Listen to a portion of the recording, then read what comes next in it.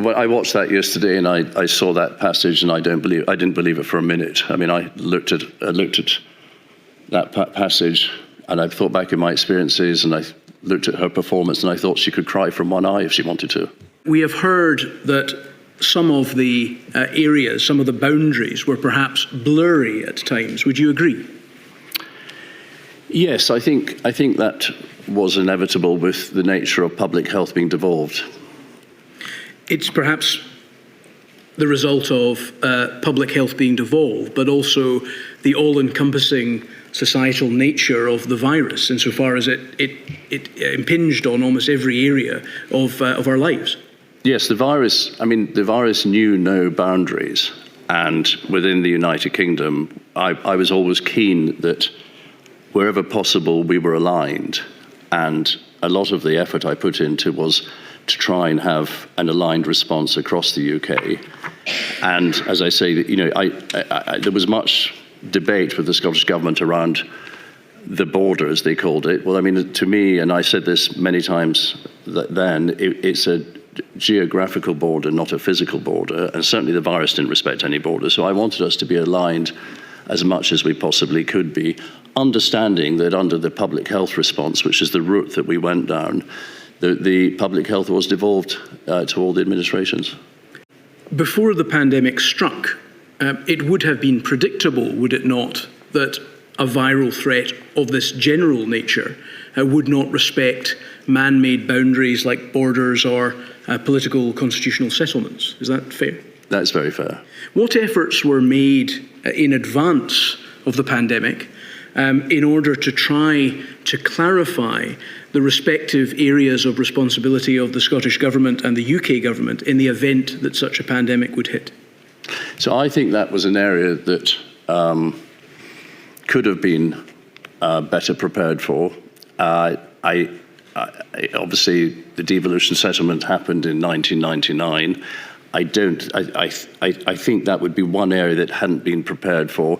There was, within Schedule 5 of the devolution settlement, there is, should I say, the reservation of emergency powers. The Civil Contingencies Act is reserved. Health and safety is reserved across the United Kingdom.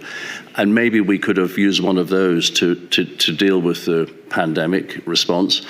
We didn't. We went with the devolved public health position. And I think I would hope, and I think it's in my recommendations in my witness statement, I would hope that we can plan better for another such event where we have a more centralized approach to our response, which will reduce the confusion that we saw with different rules that I didn't think made much difference to the outcomes, and the statistics prove that. Different rules for the sake of it, confusing the public. I think we need to move away from that, have more of a centralized response, and use the devolved legislation for the delivery of that centralized response. And that would be a recommendation I have for the future.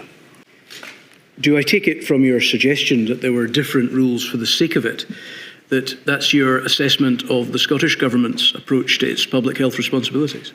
I felt very strongly that the Scottish Government we would meet with them and tell them what our plans were in terms of as we move the rules and regulations. And I felt that they absorbed the information and then worked out how they could do it, but just slightly differently. And I felt that was a political maneuver on their behalf. We've heard and I think I've said that in my witness statement as well. To characterise the way in which the UK Government and Scottish Government interacted during this unprecedented medical emergency as tit for tat, or children squabbling with each other. No, I don't think that's fair, but I think what it characterised was that as you said at the beginning, my job is to go out and strengthen the United Kingdom and sustain the United Kingdom, and I do that every day of my working life. The First Minister's job, and I've said this at the dispatch box and on other occasions, she at the time saw her job as a leader of a nationalist government to break up the United Kingdom. That's what the Scottish National Party exists to do. And so it was inevitable that there would be tensions, and there always are in government. Devolution works very well, but it works very well when governments want to work together. When one government wants to destroy the United Kingdom and destroy devolution, then there are tensions. And so those tensions existed before the pandemic, during the pandemic, and they exist now today.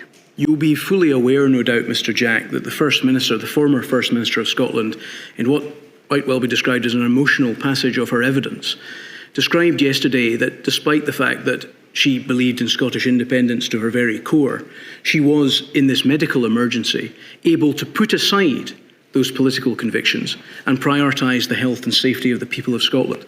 Did your pre-existing assumption about her political convictions result in you failing to be able to believe that she could do that?